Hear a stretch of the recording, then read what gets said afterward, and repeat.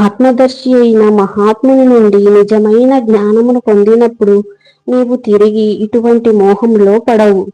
ఎందుకంటే ఆ జ్ఞానం ద్వారా నీవు జీవులందరినీ పరమాత్ముని అంశములుగా అంటే నా వారిగా చూడగలుగుతావు. భాష్యము.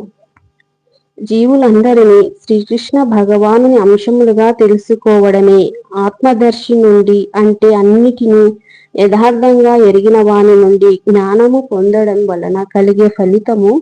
శ్రీకృష్ణునికి వేరుగా అస్తిత్వ భావన మాయ అనబడుతుంది. శ్రీకృష్ణునితో తమకు ఎటువంటి సంబంధము లేదని, కేవలం కృష్ణుడు చారిత్రాత్మిక పురుషుడని, పరతత్వము నిరాకార బ్రహ్మమని కొందరు తలుస్తారు.